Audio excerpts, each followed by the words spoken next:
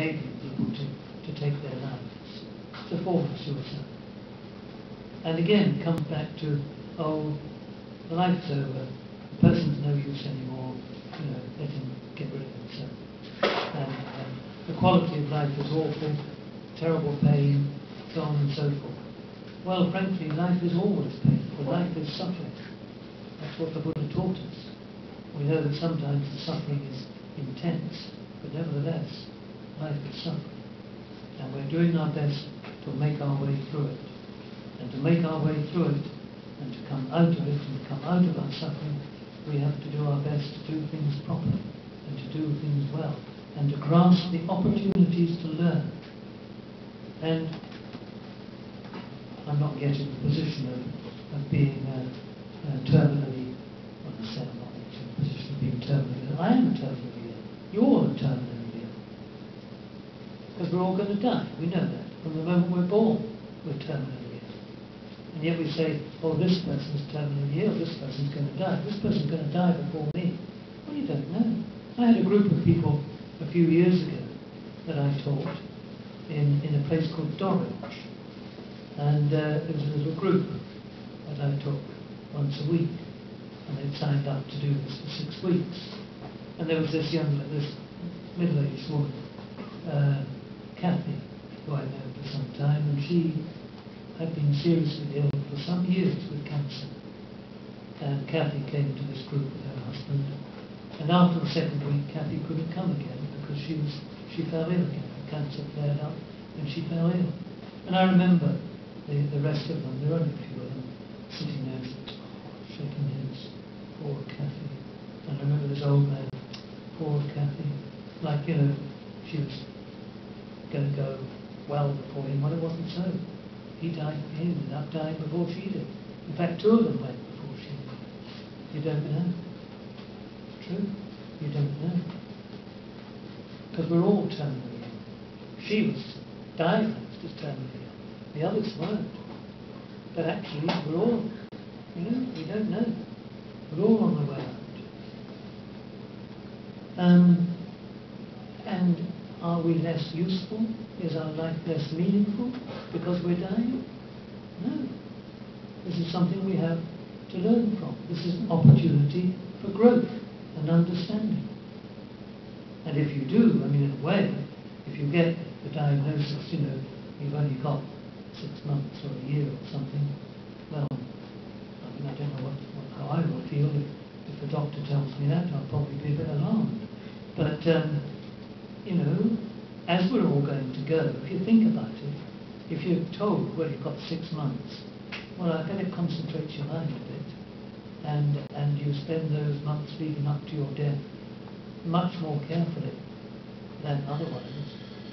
We could, any of us could go any minute, but we're a bit careless about the way we're living our life. If we knew we've only got a certain amount of time there, I bet those moments would be intense. And we'd be very, very careful of it.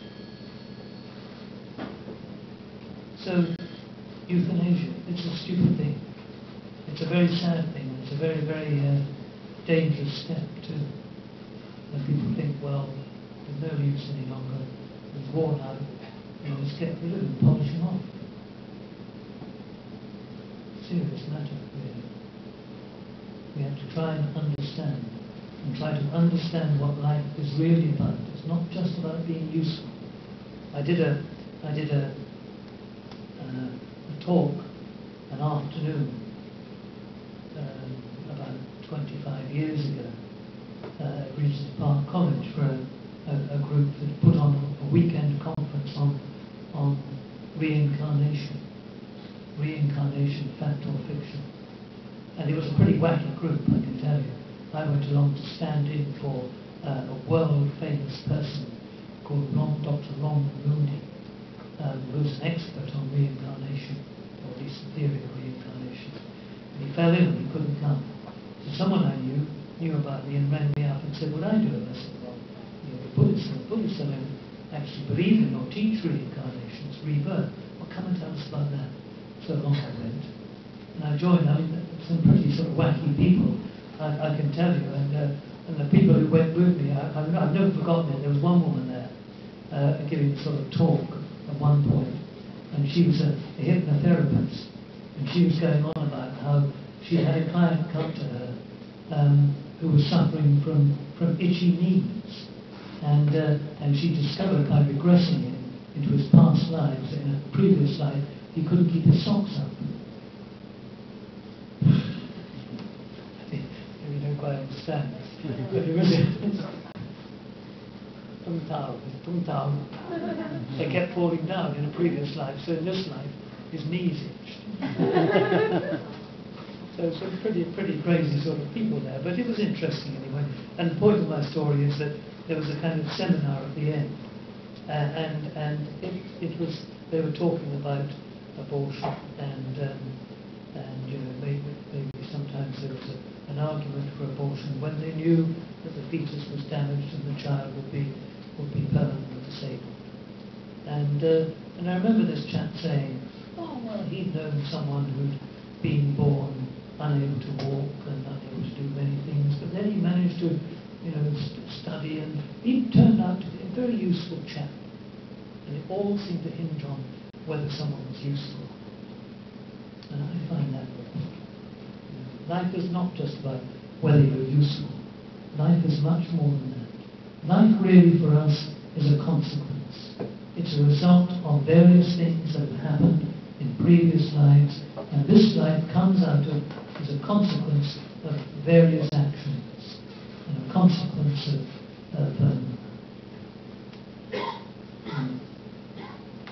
and as we pass through life, we are meeting consequences of various actions, and we are creating the source of future things. That's what our life is. When we talk about Sankhan, which is a term familiar to some of you, Sankhan is usually translated as conditioned things. But it's actually also the conditioning process as well. It's just, we are Sankhan, we are conditioned, but in our life we are also in turn conditioning things afresh. And that's life. And we ought to really take care of that conditioning process and do our best to live our lives fully, skillfully, and with wisdom. So I've rambled a bit today, I'm sorry about that, but I just feel like writing today. And I had a long day yesterday.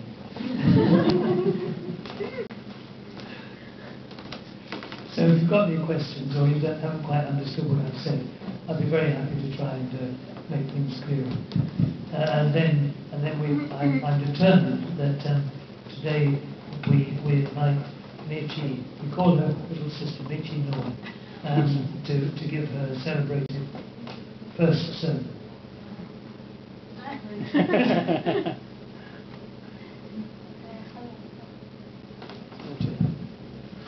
Your turn.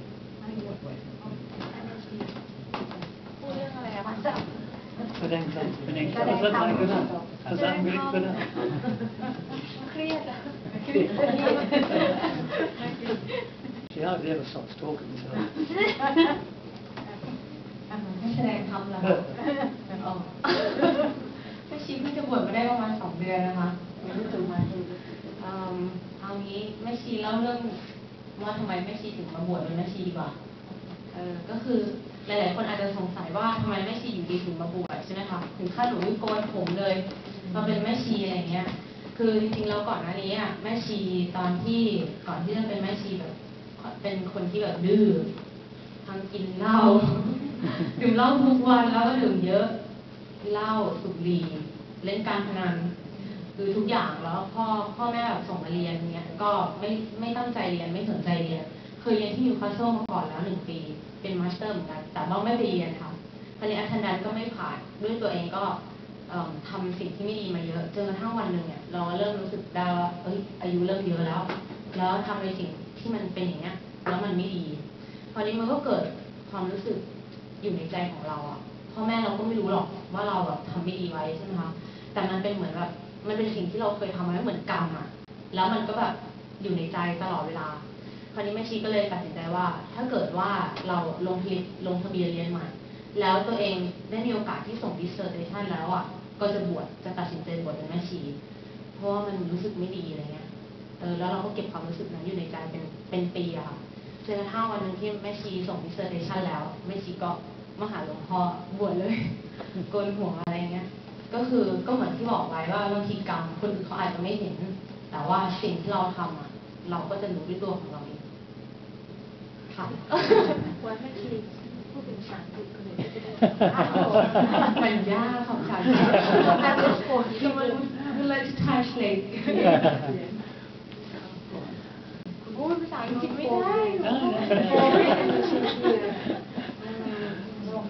Good more, ได้ switch ได้ more. ให้คนที่เขาฟังฝรั่งตัวอย่างฟังพูดแทนแม่ชีหน่อยสิว่าแม่ชี แม่ชีก็ทำ เขา อี ได้ ก เขาถ่ายไม่ได้ ภาษาอังกฤษหนูไม่ค่อยเก่งนะ ให้คุณพีเตอร์พูดแทนนิดนึง โอเค ฝรั่งคนเขาไม่เข้าใจให้คุณพีเตอร์ พี่บัณฑิตพูดเลยครับเห็นผู้หญิงเหมือนกัน It's very good. เยี่ยม Come on. พูดได้ Yes. Alright. Before I was a nun, I had some experience with like bad side, which I drink every day, a lot of alcohol, always drunk, and I pay gambling, lose a lot of money, 8,000 pounds.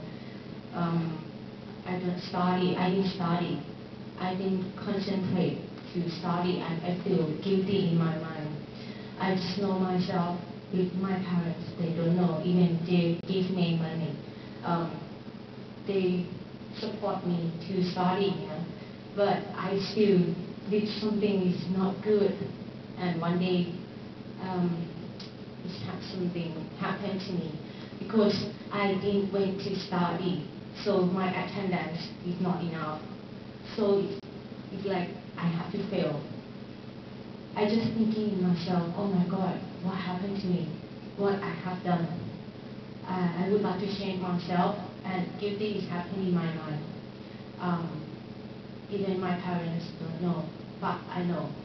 So I just promise that if I resist and study again, and if the next submission for my dissertation, which means next year, so I made a decision I will be a nun. So after that 1 year, I already submitted the dissertation, and I just think myself, okay, 1 year. I feel guilty for a long time.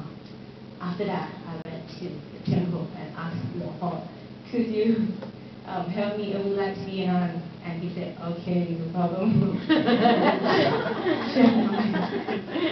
สาธุ